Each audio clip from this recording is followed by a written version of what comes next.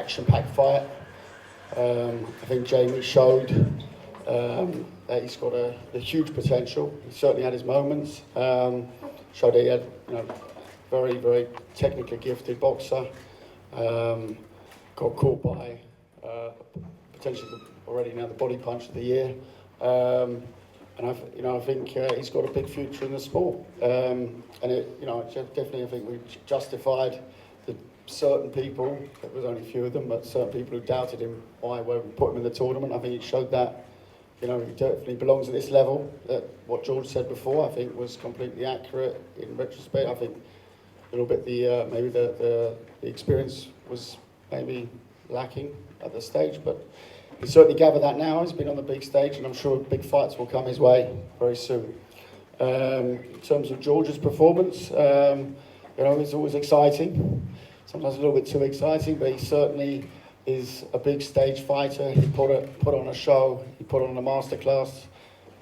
Superb body punch, counter punch to finish it. And obviously sets up one of the biggest fights in Britain in a time when there's many big fights in Britain, but I think one that, for me, does a little bit more than just use the word big fight, and I think you can really use the word mega fight.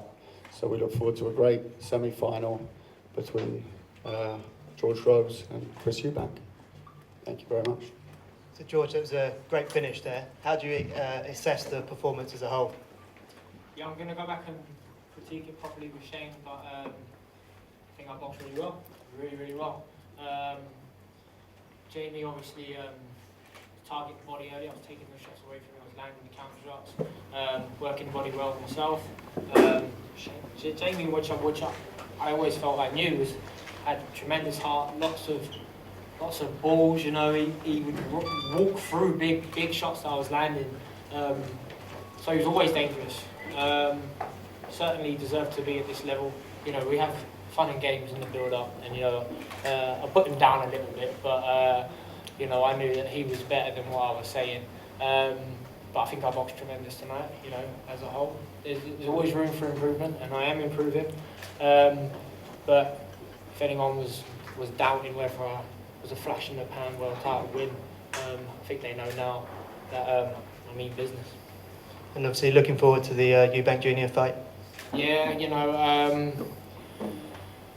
this is Eubank Junior fight I've been looking forward to for quite a while. Now, I always knew that I had to get through the first round, but the way the draw was going to go, as long as he won and he was going to face him in the semi-finals, it's a fight that I'm very excited about. Eubank's improved over the years, but he hasn't boxed anyone on my level. And I know if I box like I do tonight, he doesn't stand a chance. So I'm looking forward to it. I think the fight fans out there now are excited about that fight that's coming. I'm excited. I'm looking forward to it. And Shane, was it the plan to target the body? Yeah, I mean, George is, he doesn't really stop people to the body since we started working together. He's done quite a few people to the body, so he's got heavy hands. We knew that Jamie was always going to force the action. He was going to lunge in, and our plan was to take our feet back and then bowl out the middle and work the tree. And Jamie, obviously it's very close, and you haven't had time to look back on it. But how do you assess your performance? What could you or might you have liked to have done differently? I thought George boxed very smart. I think the fight come out into me. I've seen George sapping a little bit, but he has a good brain, good boxing brain, and I overstretched, and he picked a lovely shot out.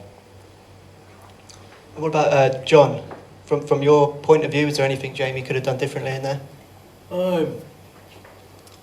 Look, for 10 and a half weeks, I said, Jamie, you missed with the left hand. George's reaction shot against the southpaw was the right uppercut. We spoke about it for 10 and a half weeks. Jamie's failure is my failure. We both failed tonight, and George's distance was fantastic. We knew the shot was coming, and he still landed it. Credit Joe, thought the kid boxed really well. I was still trying to get his head in the corner, say his shots. I was very impressed with his boxing tonight. He's a very good kid. He's got a very good boxing brain, and he's certainly better in the flesh he's a good fighter. He's a damn good champion. Very good The champion. nicest thing someone said about me for a long time. Don't get too used to it. I've been telling people that for years, you know. Well, have we got any questions from the floor? Jamie, were there things that surprised you in there during the fight? Well, yeah, I knew George is strong. I expected more power. His power that I could cope, but his boxing skill was better than I expected, and that's what surprised me. His skill was a lot better. Sometimes you don't have to be the strongest. You pick your shots and placing them, and he did that very well. And George, was the final shot, was that something you'd actually been working on with Shane? Yeah, I mean, we worked on a few shots, you know. But yeah, you know, if you see an opening, I'm a reaction fighter, so I'll work with what's in front of me. It's a shot that I drill on the pads with Shane a lot. I've been getting it off in sparring. So yeah, you know, sometimes you feel them go in, and you know that's going to have an effect. To be honest, I thought Jamie with a lot of body shots. I was expecting him. He was slowing a bit, but I thought, you know, this guy's fit. He's just going to keep coming. But that last one probably was just too crisp. You know, it was a nice slashing shot, came across the body. He said he was overstretching, so you know, there's no answer for that. You can't get up. So I'm happy that you know, obviously got the stoppage. I'm happy there was a body shot, you know, and yeah, as I say, yeah, it's good for Question for George. All the rumours around at the moment are saying you're going to be retiring next year. I'm retiring next year. Is there any plans to win this trophy then? Well, yeah, I'm signed in for it, mate. I'll get paid a lot of money. I'd like to win it, you know.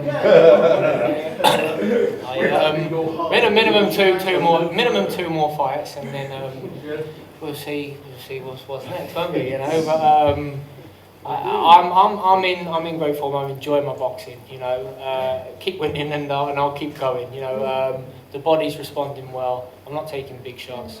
I'm enjoying myself with Shane, and so yeah, definitely no thoughts of retirement. I'm not counting down the days. As soon as you start doing that, I think it's time to give it up. But I've got some tasty fights coming up. You know, there's no reason to retire. Jamie, if you had to pick a winner out of George and Eubank, who would you go for? George Groves. George has got a good brain. Very good brain. He's capable with the power. He has the power in the boxing skill. George Keller, do you know how soon we can expect a confirmation of that fight? The fight is confirmed. No, the date. He's We're signed, going to look at the sealed, and Stamford delivered. Bridge fixture list, and the last weekend of January when they're away, Callum promised we were going to fight at Stamford Bridge. George is currently discussing with Roman about that. We're looking at venues now. It's a tricky time of year. You know, I'm not sure whether Chelsea's too happy about us jumping on their Chelsea's pitch. definitely going to happen, and Callum's going to make sure of it. There's But- a knockout that week, it's the FA Cup. So Yeah. you know Chelsea will be playing. Yeah, no. See, the good thing is. Callum's going to move the FA Cup fixture. Yeah. No, I mean, you know, it's a fight. I think it's a fight you can take to any stadium in the country. I think it's January, February. You know, it's obviously something that generally you would do indoors, but we quite fancy looking at outdoor venues as well. We'll look to put it in a place where we can try and make it accessible to as many people as possible. Unfortunately, in the UK, you don't have the biggest choice of indoor venues, so if it's outdoor, you know, do it for football. So, you know, it's a 10 o'clock fixed start time. It will be the same in the semi. So, you know, you're out of here by 11. I think, you know, if you go to a cup time midweek, you know, penalties, and you're talking quarter to 11 as well. Yeah? It's, so, yeah. Weather's always a risk outdoors, but I've also I've done shows in Hamburg in July and sat in monsoon rain with a lot of you. So Callum's going to you'll make remember sure that. it's sunny that day in London. George, against Eubank, how critical is your experience of fighting at Wembley Stadium, big fights at the end, you know, the two Froch fights and that, they were really big stage. You've been there and he hasn't quite been there yet. Yeah, I mean, Eubank, to his credit, is a performer. You know, a performer first, fight second. You know, he's always aware of how he's being perceived. You know, so I think he will relish the big occasion. You know, he was desperate to fight me because he knows fighting me makes it a big fight. Whether it dawned on him later on that, you know, that's not as easy as it is to carry the pressure, and I have a lot of experience of that. So that would definitely sort of set me, you know, on the upper hand. But maybe it won't. Maybe it won't. Maybe he'll relish it. You know, I've been there, done it. It doesn't. It's great. It's fun, but it's not unique to me. So I don't crave it. You know, I think he craves it. He craves the fame. You know. But I'm here to fight. I'm here to win. George, you said at the weigh-in that you hoped that Jamie didn't run. He did the opposite of that today. He came straight at you in the first round. Did that play into your strengths, and was that something that you had predicted beforehand? Shane said to me before, expect him to sort of be aggressive, fast, early. We planned for that. Yeah, you know, you have two choices against me in many ways. I think when people prepare, they decide to try and tire me out by fiddling for a couple of rounds, or they decide to tire me out by trying to jump on me, because no one believes I can fight for the full 12 rounds. Either way, I know how to deal with that. I've showed that now with the level of opposition that I've had over the last 2 years with Shane. We weren't surprised. You know, it logically would make sense that Jamie would try and force the pace early.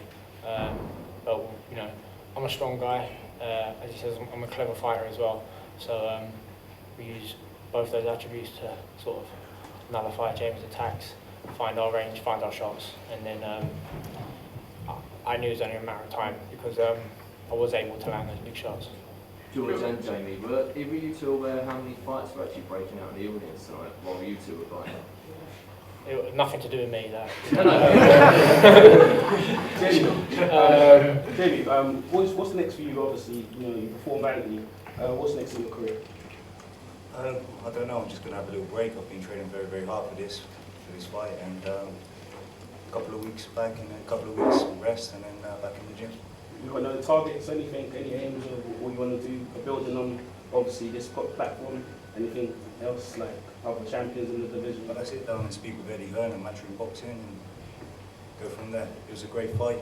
It was great to be part of this World Boxing Super Series. George Groves is a great world champion, and I relish the opportunities forthcoming. George, how are you going to deal with the speed of Eubanks? Obviously, the way he fights in that, and recently as well, you know, he's not been touched on that. So how are you going to deal with number 5, his speed with your power, your counter punching? I'm quicker than Chris Eubank Jr. My hand speed is quick. I'm taller, longer. You know, I've just had a fight, so I haven't really been assessing Eubank too much. I haven't even seen his last fight, so probably be able to answer that a little bit better in a few weeks when the next press conference comes along. But yeah, I ain't so slow. You ain't got to worry about that. All right. George, would you say you're a better all-round fighter since you fought Froch, and did you come away from those defeats stronger in a way? Yeah, you know, I've said it before. My sort of previous campaign under a different trainer. The first fight with Froch was with Fitzpatrick, and I got progressively worse with working with him. I was going through a lot of different things at the time, and I was probably a bit ignorant because I wanted to prove that, you know, I'm a good fighter regardless. It got to the point where I lost against Paddy Jack, as I said, and then I knew I needed to make a change. And since making that change, I don't have to try and explain to people. I think it's evident. You know, I've gone from strength to strength, become a world champion, now successfully defended it. I am by far a much better fighter than I was for that first fight. You know, I'm older, I've got more experience, you know, I've got more rounds under my belt. But as I say, I'm working with a great team, you know, a winning team. I'm winning, I'm enjoying winning. I enjoy getting up in the morning and going to the gym. I've learned a lot, you know, emotionally and mentally from the losses, from picking myself up getting back in the gym, trying to get back, chasing that sort of that level that I felt I belonged to be at. You know, being a world champion. Since winning that belt with Shane, with Calla in May, all those pressures and all those weights just gone now. You know, I just feel unstoppable. This tournament, as I said many times, come along for me at the perfect time. It's kept me focused. You know, I'm not resting on my laurels. I'm going to go strength to strength in this tournament. I'm happy to be through the first round. We're well under our way. The next round, it's not actually that far off, so when will you be back in the gym? I'm going to take a break. There won't be any Instagram posts of me doing 40 uppercuts saying I'm back in the gym 24/7. What I'm going to do is I'm going to have a rest, because that's what athletes do when they prepare for real fights. So I'm going to have a little break. But you know, I'm not going to overdo it at the buffet or anything like that. I'll be in good shape come the start of camp, which wait for Calla to give us a date, and then away we go. You know. But I come out of the fight with no injuries, no aches or pains, no strains, so that's good. I had a little broken jaw after my last fight, so that took a little bit of time to get over, but I feel great. It won't be long before we're back in the gym. Chris, you've been in with Paddy Jack, Froch, Dangerous, Jamie Cox, beat children on. What sort of fight do you think Chris Eubank's going to bring come January, February? No, he's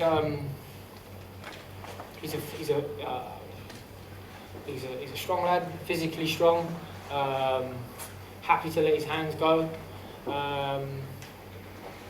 But we'll see if he changes, if he has to conform, you know, because the bits that I've seen of him, he wraps his own hands, you know. Professionals have someone wrap their hands.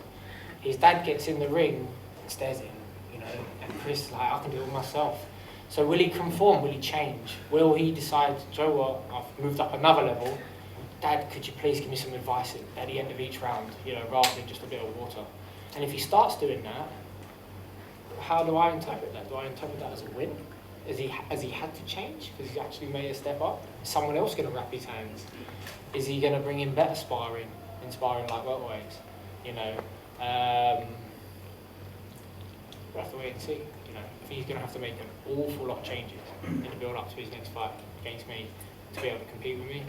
I'm looking forward to it. You know, it's going to be all action, very exciting. But if he boxes how he boxes, he stands no chance against me, because as Jamie will probably point out, I'm far too clever for that. So it'd be nice if he sticks to what he's doing, to be honest. George, before tonight, you claimed that Jamie Cox is a middleweight at best. Has being in the ring with him tonight changed your opinion on that? You know, Jamie's physically a really strong guy, happy to let his hands go. I did feel a lot bigger than him tonight. So only Jamie can answer that truthfully. But sometimes you have to chop and change for the opportunities. Is Chris Eubank Jr. really a middleweight? You know, it wasn't that long ago he's boxing the middle. There's not a chance on earth I could ever get close to the middleweight limit. You know, I'm a big super middleweight, and there's a couple of big super middleweights in the tournament still. Chris isn't one of them. You know, Jamie tonight, as I say, he'll have to answer that honestly. I felt bigger than him naturally. That's always going to be an advantage. So a lot of people said that you found it hard to make the 168 pound limit. Is that true in any case, or? I was light, weren't I? You on the scale, I was a pound under, weren't I? It's not a problem whatsoever. Like most professional athletes, have some downtime in between fights. Do put on a bit of body fat. It helps to keep away the colds, the illnesses, and then it gives you something to strive for when you get in the gym. But providing I'm given a date to fight with, which I've got, I always prepare and I always make the weight very comfortably. So yeah, no problems with the weights whatsoever. For the tournament, you have to look at, we've got obviously two big super middleweights in Callum Smith and George. You've also got light heavies who've moved down, Brayman, for example. So you've got to look at it's a massive opportunity to go into this tournament. People, you know, even world champions, former world champions, make sacrifices to do it. Jamie, you've been at super middleweight for a couple of years now. You quite happy at the weight? Yeah, I have to work to make the weight, and I'm always in the gym. George is just a very big super middleweight. He must make the weight. Comfortable, you know, he works, obviously he's an athlete, but it must be more harder for him. I couldn't make middleweight. If I made middleweight, my performance wouldn't be good, so do I do that? Try and make middleweight and look rubbish? I fight where I was comfortable, you know. Just a question for Shane, just to echo something that was said earlier. How different is George Groves now compared to the George Groves that you first worked with when he came to a Wigan's gym? Well, I mean, I think we've sharpened up a couple of his weaknesses and built on some of his strengths. He was a good fighter when he came in to work with me. He'd just forgotten a few things that he did well, and just kept ingraining it. Keep drilling him the right way, making sure that he's training the right way. And but he's also came to me with a lot of experience. You know, he's suffered some defeats. You know, and he learned how to deal with them on the massive stage and occasion. So he's just becoming a more and more complete fighter. He's still got things to work on. We're still going to go back and analyse things and make sure we're improving, and that's part of boxing. You never stop learning. Quick message, Jamie. Lost the battle, lost warmly. I've never been down for my body shot in my life. I've down on the floor for my body shot in my life, so full credit to George, it must be a good one. Okay, I think. Okay. No? All right. Well, I think we'll wrap it up there. Maybe with